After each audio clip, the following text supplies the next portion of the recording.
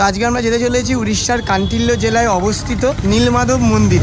সামনে Indian flag উঠছে, জয় Hind.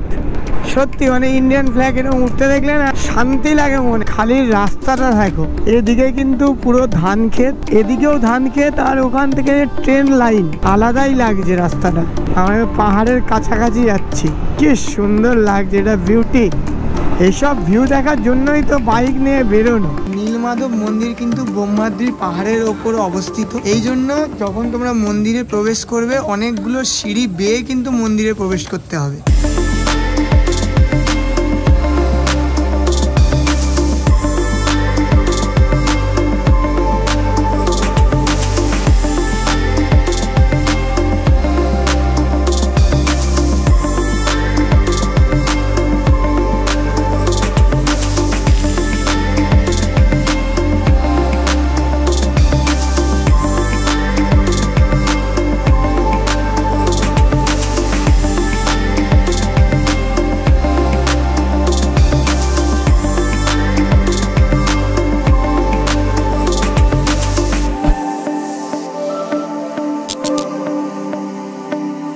Hello guys, welcome to our YouTube channel to badass one destination. তোমাদের সবাইকে স্বাগত আমাদের একটা নতুন ব্লগে। তো আজকে আমরা যেতে চলেছি উড়িষ্যার কান্টিল্য জেলায় অবস্থিত নীলমাধব মন্দিরে।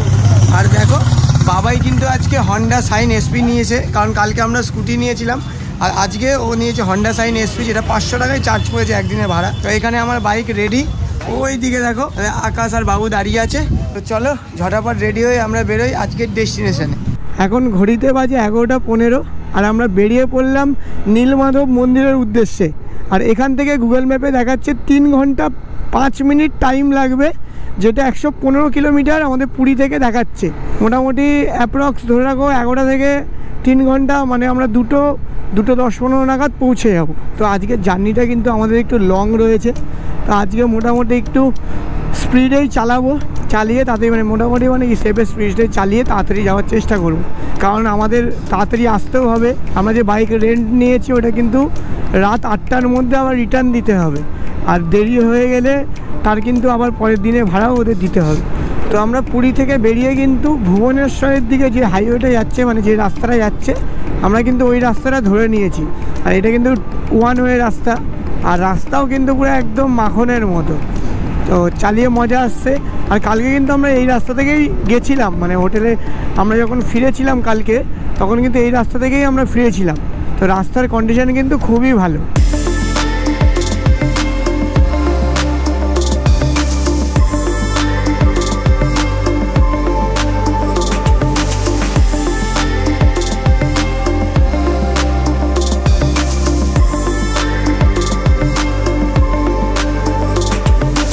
কালকের তুলনায় কিন্তু আজকের ওয়েদারটা ভালো, এই জন্য আমাদের চালাতেও আজকে কষ্ট কম হবে। আর রাতের দিকে যখন আমরা ফিরবো তখন কিন্তু আবার একটু ঠান্ডা ঠান্ডা পড়ে যাচ্ছে, তখন তো অসুবিধা নেই। কিন্তু কালকে দিনের বেলা খুব কষ্ট হয়েছিল, যেহেতু প্রচুর রোদ ছিল। কিন্তু আজকে কিন্তু সেই প্রখর মানে কড়া রোদ যেটাকে বলে, সেই রোদটা কিন্তু নেই। তো দেখো সামনে ইন্ডিয়ান ফ্ল্যাগ উঠছে, জয় হিন্দ। সত্যি মানে ইন্ডিয়ান ফ্ল্যাগ এরকম উঠতে দেখলে না একটা শান্তি লাগে মনে, মানে আনন্দ হয়, মানে বোঝা যাবে না, গায়ে কাঁটা দেয়। তো দেখো কি সুন্দর লাগছে, মানে সত্যি। পুরী থেকে বেরোনোর পর 23 কিলোমিটার পর কিন্তু পেট্রোল পাম্প পেলাম। তো আমার বাইকেও পেট্রোল ভরতে হবে, আর বাবাইরা যেহেতু রেন্টেড বাইক নিয়েছে, ওদের বাইকেও পেট্রোল বেশি নেই, ওদেরও পেট্রোল ভরতে হবে। তো চলো আগে ফুয়েল আপ করে নেই। ধীরে दीजिएगा, हाँ अंदर एक रॉड है तो बाहर आ जाएगा। আমাকে প্রত্যেক পেট্রোল পাম্পে এই কথাটা বলতে হয় যে মাঝখানে রড আছে, আস্তে আস্তে দাও, বাইরে ছিটকে আসবে। তো 510 টাকার পেট্রোল ভরলাম, আর পেট্রোল পাম্প থেকে ফুয়েল আপ করে আবার আমরা আমাদের ডেস্টিনেশনের পথে এগাবো। গুগল ম্যাপ দেখাচ্ছে এখান থেকে এখন 11 কিলোমিটার পর দেন আমাকে লেফট নিতে হবে। তো বাবাইরা বেরিয়ে গেছে, তো চলো আমরা একটু টেনে ওদেরকে ধরে নিই। এই পাশটা পুরো দেখো ক্ষেত, ধানের ক্ষেত এই পাশটা। আর রাস্তাটা কিন্তু খুবই মানে একদম মাখনের মতো রাস্তা। আর আশেপাশে তোমার যেতে গেলে যদি ডাব টাব খেতে ইচ্ছা করে তো ডাবও কিন্তু খেয়ে নিতে পারো। অনেক ডাবওয়ালা এরকম পেয়ে যাবে পরপর পরপর, প্রচুর এখানে ডাবের দোকান রয়েছে পাশে ছোটো ছোটো, দেখো এই যে এরকম। পুরী থেকে প্রায় 34 কিলোমিটার আসার পর কিন্তু হাইওয়ে ছেড়ে আমাদের গুগল ম্যাপ লেফটে ঢোকালো। এবার এখান থেকে দেখাচ্ছে যে 32 কিলোমিটার এই রাস্তা ধরেই আমাদের যেতে হবে। আর এই রাস্তাটা কিন্তু খুব সুন্দর। এর আগে আমি ভিডিওতে দেখছিলাম যে দুপাশে পুরো একদম আর কি ক্ষেত টাইপের হবে, আর রাস্তাটা কিন্তু খুব সুন্দর। মনে হচ্ছে কোনো জঙ্গলের মাঝখান থেকে রাস্তা করেছে, তার মাঝখান থেকে আমরা যাচ্ছি। এইসব রাস্তা কিন্তু যতটা সুন্দর ততটা কিন্তু আবার ডেঞ্জারাসও, কারণ যেহেতু 2 ওয়ে, তারপর আর কি গ্রাম আশেপাশে মানুষজন বেরিয়ে আসে, কুকুর গরু ছাগল তো এখানে একদম ভর্তি। তো এইসব রাস্তা কিন্তু একটুখানি দেখে শুনে চালাতে হবে। আর এরকম স্পিড ব্রেকারও কিন্তু মাঝে মাঝে রয়েছে, যেহেতু গ্রামের রাস্তা। কিন্তু যাই হোক, এই রাস্তা থেকে বাইক চালাতে কিন্তু ভালোই লাগে। শহর থেকে এসে এরকম টাইপের যে রাস্তা থাকবে গ্রামের মধ্যে, চালাতে কিন্তু বেশ ভালোই লাগে। খালি এই জায়গাটা দেখো, এপাশ ক্ষেত মাঝখান থেকে যাচ্ছে। আর এগুলো কী গাছ জানি না, বড় বড়, বেশ মজা আসছে কিন্তু। তো খালি রাস্তাটা দেখো, এদিকে কিন্তু পুরো ধান ক্ষেত, এদিকেও ধান ক্ষেত, আর ওখান থেকে ট্রেন লাইন, মানে আলাদাই লাগছে রাস্তাটা।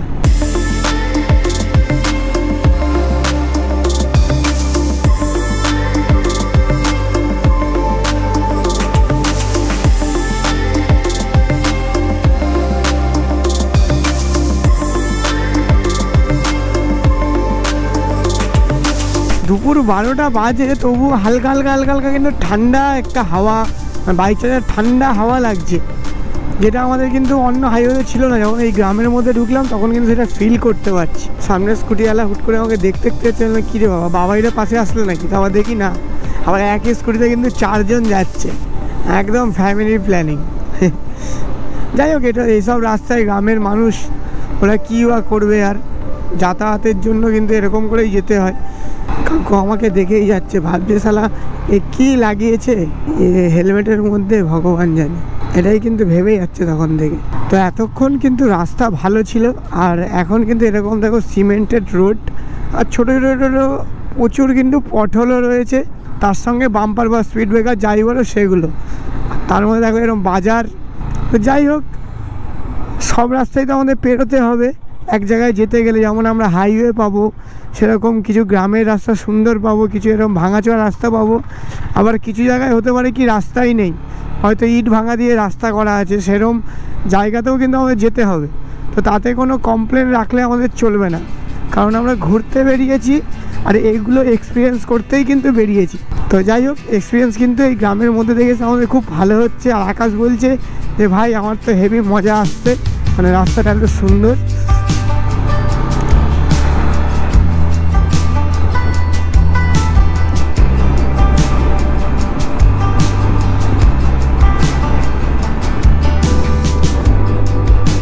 দেখো এখান থেকে কিন্তু পাহাড় দেখা যাচ্ছে, দেখতে পাচ্ছ? গোপ্রোতে আসছে কিনা জানি না, আসছে তো অবশ্যই। পাহাড়টা দেখো খালি, ও একদম সবুজে মোড়া, ছোট পাহাড় হলেও কিন্তু দেখতে খুব সুন্দর লাগছে। আর আমার তো একটু পার্সোনালি আমার নিজের পাহাড় খুব পছন্দ। তো পাহাড় দেখলে আমার ভেতরে একটা আলাদা আনন্দ আর কি জেগে ওঠে। তো সিমেন্টের রোড শেষ করে এরকম কিন্তু আবার পিচের রোড পড়লো। এবার কিন্তু রাস্তাগুলো আস্তে আস্তে খারাপ হতে শুরু করছে, এরকম ভাঙা। আর তার মধ্যে রাস্তা কিন্তু খুবই ছোট, ন্যারো রাস্তা। আর এই রাস্তা দ্বারা এখনও আমাদের প্রায় 16-17 কিলোমিটার যেতে হবে। তারপর জানি না রাস্তা কেমন হবে, সেটাও তোমাদের বলবো। যাই হোক, তোমাদের বলে দিই, এখন কিন্তু ঘড়িতে হয়ে গেছে 12টা 22। আর এখান থেকে এখনও গুগল ম্যাপ দেখাচ্ছে 1 ঘন্টা 56 মিনিট টাইম লাগবে। আর 69 কিলোমিটার এখান থেকে এখনও বাকি। আর মাঝখানে একটু পরে ওরা বলছে জল খাবে বাবাই আর বাবু, মানে ওদের তো এত লং চালানোর অভ্যাস নেই। তো মোটামুটি এই আরও 18 কিলোমিটার চালিয়ে এই রাস্তাটা শেষ করে তারপর কিন্তু জলের দোকান থেকে দাঁড়াবো। রাস্তা খারাপ হলেও কিন্তু ভিউটা কিন্তু মারাত্মক।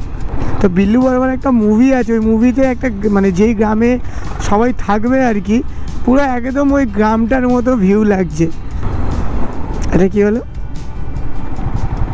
আচ্ছা, ইয়েস, অফরোডিং। তো এখানে রাস্তার কিছু কাজ চলছে, এই জন্য রাস্তাটা কিন্তু ঘুরিয়ে দিয়েছে। স্করপিওটা একদম মজাই আসছে, দেখো না ধুলো ওড়াতে ওড়াতে একদম। This is called adventure. রাস্তা খারাপ হলেও কিন্তু মজা পুরোপুরি আসছে। দেখো এই দুটো গরু কিন্তু মারপিট করছিল, আমাদের রাস্তা আটকে দিয়েছিল। আমার যেতে ভয় লাগছিল। যাই হোক পালাই, তাড়াতাড়ি পালাই পালাই পালাই। কাকা একদম ঠিক বাইক নিয়ে যাচ্ছে, এই বাইকে নিয়ে যাওয়া উচিত। আমি তাই সকালে ভাবছিলাম, আর সকালে দেখেও বুঝতে পারছিলাম যে 100 কিলোমিটার রাস্তা 3 ঘন্টা কেন দেখাচ্ছে। তো এবার বুঝতে পারছি 100 কিলোমিটার রাস্তা 3 ঘন্টা কেন দেখাচ্ছে। দেখো এখান থেকে পাহাড়ের ভিউটা দেখো, জাস্ট এদিক জল, সামনে পাহাড়টা দেখো কি লাগে যে, একদম সত্যি মানে শান্তি শান্তি। তো ফাইনালি রাস্তাটা কিন্তু আবার ভালো পেয়েছি, তো একদম সুন্দর রাস্তা। দেখো আমি পাহাড়ের কাছাকাছি যাচ্ছি, ভিউটা দেখো। ও ধান ক্ষেত, মানে ধানগুলো সব অল্প অল্প উঠেছে, আর এদিকে পাহাড়, কি সুন্দর লাগছে, এটা বিউটি। এইসব ভিউ দেখার জন্যই তো বাইক নিয়ে বেরোনো।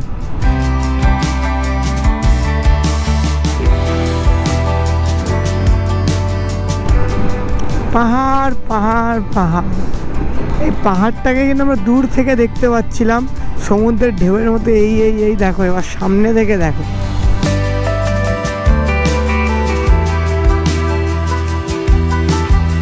তো এখন দেখো ঘড়িতে বাজে 12:50, আর এখান থেকে এখনও বাকি আমাদের 52 কিলোমিটার। গুগল ম্যাপে দেখাচ্ছে 1 ঘন্টা 25 মিনিট লাগবে। তো বাবুর একটু জল টেস্টটা পেয়েছে, আমাদের একটু জল টেস্টটা পেয়েছে। তো দেখো এরকম একটা ছোটো দোকান দেখতে পেলাম রাস্তার ধারে, ওখান থেকে আগে একটু জল টল খেয়ে নেই, তারপর আমরা আমাদের ডেস্টিনেশনের দিকে এগোবো। এই তো ছোটো ছোটো দোকানগুলোতে কিন্তু দেখো পেট্রোলও পেয়ে যাবে। তো এই দোকানটায় হালকা জল বিস্কুট খেয়ে এবার আবার আমরা যাবো সামনের দিকে। আর এই ভাইগুলো ছিল, এর সঙ্গে গল্প করছিলাম। চলো ভাই ভাই ভাই ভাই। তো এই রাস্তাটা কিন্তু একটু ভালো দেখাচ্ছে, যদি একটু ফাঁকা পাই একটু জোরে চালিয়ে যতটা পারা যায় ডিস্টেন্স কভার করে নেব। তো এখন বাজে ঘড়িটা 1:55, আর এখান থেকে এখনও নীলমাধব মন্দিরের দূরত্ব কিন্তু 19 কিলোমিটার, যা গুগল ম্যাপে দেখাচ্ছে 29 মিনিট টাইম লাগবে। তো মোটামুটি 2:30-এর মধ্যে আমরা পৌঁছে যাব আমাদের ডেস্টিনেশন। তো মন্দিরে পৌঁছানোর 10 কিলোমিটার আগে এরকম দেখো পাহাড় সুন্দর দেখা যাচ্ছে, আর রাস্তার পাশ থেকে সুন্দর করে গাছ বসানো আছে, মানে কি বলবো, মানে অপূর্ব লাগছে দেখতে। সামনে পাহাড়, এদিকে ধান ক্ষেত, এদিকে ধান ক্ষেত, আর গাছগুলো কিন্তু এখন দেখো রাস্তার ধার দিয়ে সুন্দর করে লাগানো হয়েছে, এটা দেখতে কিন্তু আরও সুন্দর লাগছে।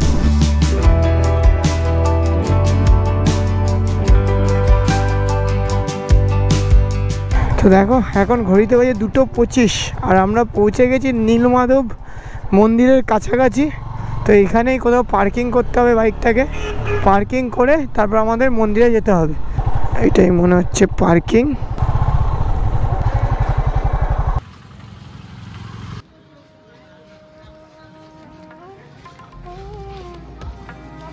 তো আমরা চলে এসেছি পূর্ব গেট, প্রধান গেটে। এখান থেকেই কিন্তু আমরা মন্দিরে প্রবেশ করব। মন্দিরে ঢুকতেই কিন্তু এরকম একটা অরুণ স্তম্ভ দেখতে পাবে। জগন্নাথ মন্দিরে যেমন অরুণ স্তম্ভ রয়েছে প্রধান গেটে, এখানেও কিন্তু এরকম অরুণ স্তম্ভ রয়েছে। নীলমাধব মন্দির কিন্তু ব্রহ্মাদ্রির পাহাড়ের ওপর অবস্থিত, এই জন্য যখন তোমরা মন্দিরে প্রবেশ করবে অনেকগুলো সিঁড়ি বেয়ে কিন্তু মন্দিরে প্রবেশ করতে হবে। এই হলো মন্দিরের প্রধান দুয়ার, যা ধর্মকে নির্দেশ করে। এত দুয়ার থাকতে শুধু এই দুয়ারকে প্রধান দুয়ার বলার কারণ হলো ভগবান সবসময় ধর্মের পথেই চলেন। দুয়ারের দুই পাশে রয়েছে দুটো সিংহের মূর্তি। এরপর ভেতরে প্রবেশ করেই চোখে পড়ল মূল মন্দির। কথিত আছে পুরাণকালে এই মন্দিরে শ্রীকৃষ্ণের নাভি ছিল, যা এখন জগন্নাথ মন্দিরে রয়েছে। আর এই মন্দির পুরীর জগন্নাথ মন্দিরের অনুকরণে বানানো হয়েছে। পুরীর জগন্নাথ মন্দিরে যেমন 3টি চূড়া রয়েছে, সেই রকমই এই নীলমাধব মন্দিরেও 3টি চূড়া রয়েছে, যেগুলো সপ্তরজ ও তমগুণকে চিহ্নিত করে। আর সপ্তগুণে রয়েছে মূল মন্দির, সেখানে নীলমাধব স্বয়ং বিরাজ করছেন। নীলমাধব মন্দিরের নামের পিছনে একটি বিশেষ কারণ রয়েছে। নীলমাধব কথাটির অর্থ হল নীল মানে জগন্নাথ দেব, মা মানে সুভদ্রা মা ও ধব মানে বলভদ্রদেব। এই 3 জনের নাম একত্রিত করে এই নীলমাধব নামকরণ করা হয়েছিল। মন্দিরের সামনেই রয়েছে সূর্য মন্দির। বলা হয় আগে সূর্যদেবের পূজা হয়, তারপরই নীলমাধবজির পূজা করা হয়। তাই মূল মন্দিরে পুজো দেওয়ার আগে এখানে প্রদীপ জ্বালিয়ে মনের ইচ্ছা জানানো হয়। এরপর পুজোর সামগ্রী কিনে আমরা মন্দিরের গর্ভগৃহে প্রবেশ করলাম। সেখানে প্রবেশ করে প্রথমে চোখে পড়ল নমস্কার ভঙ্গিতে হনুমানজির মূর্তি, যা নীলমাধবজিকে প্রণাম জানাচ্ছে। আর এই হলো ভগবান শ্রী নীলমাধব। পুরাণ মতে নীলমাধবজির মূর্তিটি নীলকান্ত মণিরূপে পূজিত হয়। কথিত আছে বহু বছর আগে সবর রাজা বিশ্ব বসু নীলমাধবজির পূজা করতেন। তারপর নীলমাধবজি দারুরূপে পুরীর মন্দিরে আবির্ভূত হন। তাই এই স্থানটিকে জগন্নাথ দেবের উৎপত্তি স্থল মানা হয়। আপনারা এত দিকে আসছেন, নীলমাধবকে দর্শন করবেন। তোমার কপালে মহাপ্রভু কৃপা হয়ে যায় না, তোমাকে মহাপ্রভু কেন ধরে আসছে, তুমি আসেন মহাপ্রভু আপনার কপাল দিয়ে কৃপা হয়ে যায়, মহাপ্রভু তোমাকে কেন ধরে আসছে। মন্দির চত্বরে নীলমাধবজির মন্দির ছাড়াও আরও অনেক দেবদেবীর মূর্তি রয়েছে, যেমন সাক্ষী গোপাল, মা লক্ষ্মী, মা বিমলা, কাশী বিশ্বনাথ, জগন্নাথ বলরাম সুভদ্রা ও আরও অনেক দেবদেবী। নীলমাধব মন্দিরের পাশেই রয়েছে উড়িষ্যার ত্রিবেণী সঙ্গম। সেখানে মহানদী কুনরিয়া ও কুসুমী নদী একসাথে মিলিত হচ্ছে। মন্দির থেকে উড়িষ্যার ত্রিবেণী সঙ্গমের এক অসাধারণ ভিউ দেখা যায়। প্রয়াগের ত্রিবেণী সঙ্গমে যেমন বেণী মাধবজি রয়েছেন, তেমনই উড়িষ্যার ত্রিবেণী সঙ্গমে রয়েছেন নীলমাধবজি। পুরীর মন্দিরের মতো এই মন্দিরেও মোট 4টি দুয়ার রয়েছে, উত্তর, দক্ষিণ, পূর্ব ও পশ্চিম, যা ধর্ম, অর্থ, কাম ও মোক্ষকে নির্দেশ করে। এই হলো মন্দিরের পূর্বদুয়ার বা সিংহদুয়ার, যা ধর্মকে নির্দেশ করে। এই হলো মন্দিরের দক্ষিণ দুয়ার বা অর্থদুয়ার, যাকে অশ্বদুয়ারও বলা হয়। তাই এই গেটের 2 পাশে 2টি ঘোড়ার মূর্তি রয়েছে।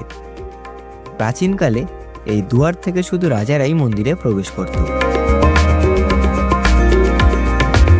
মন্দিরের উত্তর দুয়ার বা হস্তি দুয়ার, যা মোক্ষকে নির্দেশ করে। দুয়ারের 2 পাশে রয়েছে 2টি হাতির মূর্তি। এই দুয়ার থেকে শুধু সাধু সন্তরাই মন্দিরে প্রবেশ করেন, আর এখান থেকে মহানদীর পাড়েও যাওয়া যায়। এখন আমরা আছি মহানদী কুনরিয়া আর কুসুমী নদীর সঙ্গম স্থলে।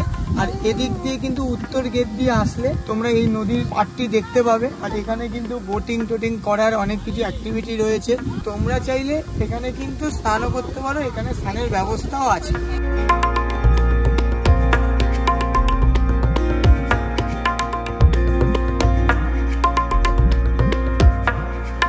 নদীর পাড়ে যাওয়ার পথে পাশে একটি মিউজিয়াম রয়েছে। ইচ্ছে থাকলে সামান্য কিছু টাকার বিনিময়ে মিউজিয়াম ভিজিট করতে পারো।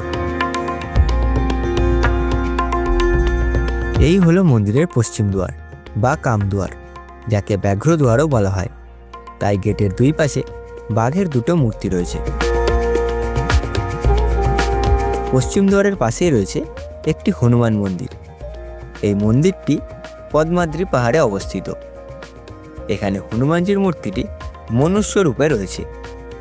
সব জায়গায় যেমন হনুমানজির ডান হাতে থাকে গন্ধমাদন পাহাড় আর বাম হাতে গদা, কিন্তু এখানে উল্টো রয়েছে।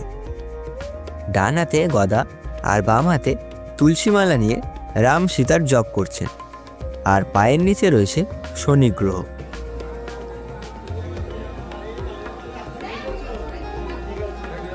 মন্দিরের পশ্চিম গেট থেকে বেরিয়েই কিন্তু তোমরা আনন্দবাজার দেখতে পাবে। এখানে সকাল 10টা থেকে বিকেল 4টে পর্যন্ত কুপন কেটে ভোগের ব্যবস্থাও কিন্তু করা রয়েছে। এখন তো 4:30 বেজে গেছে, এই জন্য আমরা ভোগ পাইনি। তো তোমাদের কিন্তু ভোগ পেতে গেলে সকাল 10টা থেকে বিকেল 4টের মধ্যেই আসতে হবে।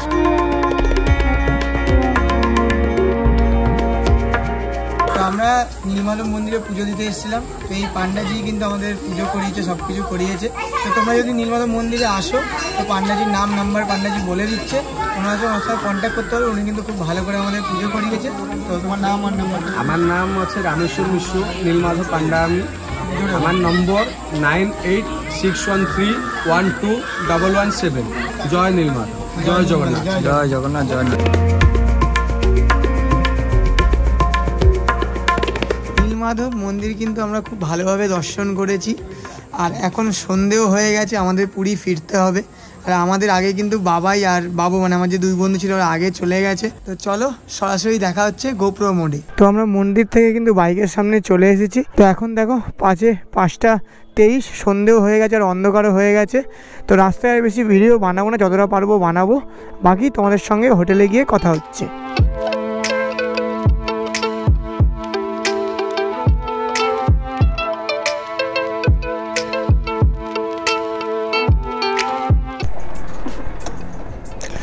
$710 धीरे से लेना, अंदर एक रॉड है तो बाहर आ जाएगा नहीं तो।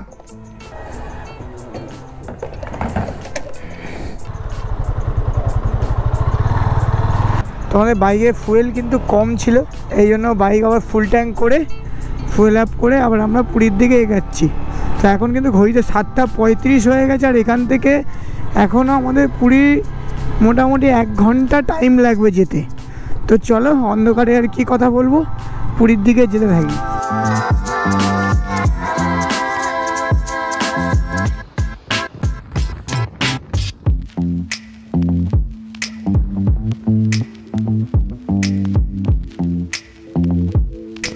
নীলমাধব মন্দির থেকে কিন্তু আমরা পৌঁছে গেছি আমাদের হোটেল রুমে।